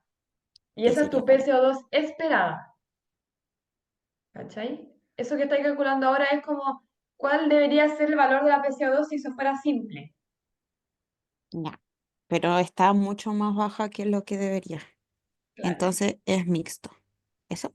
Sí. Y además hay algo que está como bajando más la PCO2, por lo tanto es una alcalosis respiratoria. Ya. Súper. Ya. Exámenes de sangre de un paciente con diarrea crónica. Ya. Parece que todos estamos de acuerdo con que la diarrea te genera un pH bajo. ¿Y es metabólica o respiratoria? Metabólica. Entonces tiene el bicarbonato elevado o bajo. Bajo. ¿Cuál debería ser la compensación entonces? Sí, pues. Em, la PCO2 disminuida. Súper. ¿Y si estoy perdiendo el potasio mediante la vía digestiva? Está disminuido.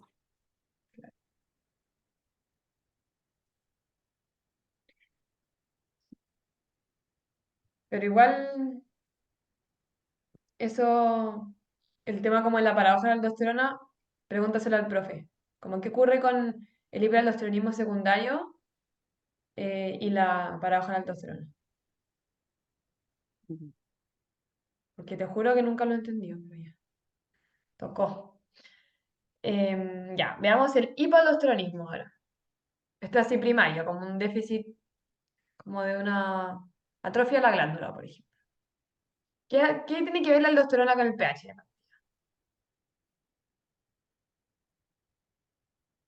Mm,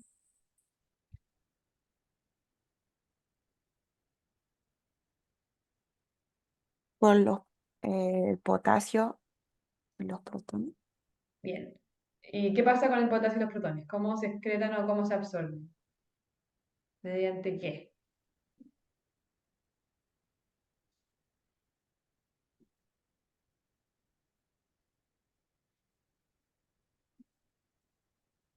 Yo sé que sabes. ¿Cuál es el canal de la aldosterona? Empieza con E. ENAC, ENaC, bien. Ya, entonces el ENaC aumenta la reabsorción de sodio y con eso bota el potasio y los protones. Pero ¿qué pasa si yo no tengo aldosterona? ¿Cómo va a estar el ENaC? disminuido, Disminuido. Entonces, ¿cómo va a estar la reabsorción de sodio? disminuida, Perfecto. Y si yo reabsorbo poco sodio, ¿cómo va a estar la excreción de potasio y protones? más alta, Claro. Y si yo tengo muchos protones en el cuerpo, el pH está mucho protón, el pH está bajo. bien. Y el potasio está alto porque también como que tengo muchos potasios en el cuerpo. Ya, entonces entre la B y la C, bueno, es la B porque no tiene el pH elevado. Pero en la PCO2, ¿por qué estaría disminuida? Mm, No sé, por la compensación. Claro, porque si yo estoy perdiendo, o sea, si yo estoy reteniendo el protón, estoy perdiendo el bicarbonato porque lo estoy usando para tamponar. ¿Cachai? Entonces, por eso es una acidosis metabólica donde yo no estoy agregando un ácido fijo, lo estoy agregando como un ácido externo. Es de las acidosis metabólicas con anión GAP normal. ¿Ya? Y acá la PCO2 está disminuida por la compensación. Bien, será difícil. Ya. Tengo que estudiar más. Pero va bien, créeme que yo he hecho muchas clases de fisio renal como en hace harto tiempo y como que en verdad hay gente que no, ni siquiera como que lo puede pensar en el minuto, ¿cachai? Tú sí, como que estás ahí súper segura también de lo que decía, entonces, súper, ya. Y lo último, en verdad, es como, igual cosas que hemos hablado sobre los diuréticos. Los diuréticos, por un lado, como impiden la reabsorción de sodio, todos van a tener el efecto como de favorecer la excreción del potasio y de los protones. ¿Ya? También van a disminuir la capacidad de dilución máxima de la orina, porque estoy botando más agua, pero al mismo tiempo con solutos. Entonces no es como la dilución máxima. Y lo mismo con la concentración máxima, porque estoy aumentando la cantidad de agua. ¿Cachai? Y el tema de la urea es solo para los NKCC2, porque son los únicos que alteran el gradiente. Acuérdate que esos actúan acá.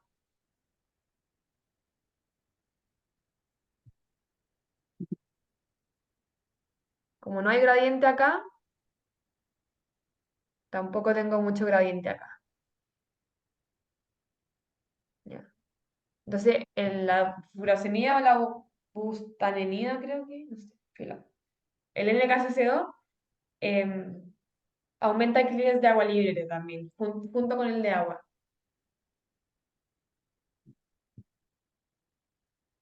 Y la empalifosina es otro ejemplo de diurético, pero que actúa como favoreciendo la excreción de glucosa, ¿no?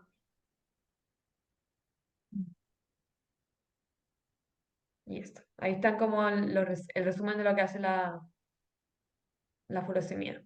Que lo principal que lo diferencia de los otros diuréticos es que disminuye este gradiente corticomedular. Por eso es un diurético tan potente también. No, no solo por la reabsorción de sodio, que es mayor que acá.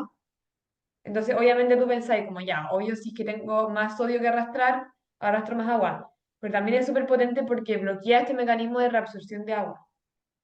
Y la furo la primera línea en cualquier paciente que tenga un edema como grave, una insuficiencia cardíaca, el edema en la enfermedad renal crónica también, etcétera. Bueno, los síntomas de congestión pulmonar muchas veces se alinean con furosemida. Y eso. También a veces preguntan como por lo que pasa con los protones. ¿Cachai? Entonces ahí hay una pregunta eso, como ¿qué pasa con el NKCC2 si lo bloqueo?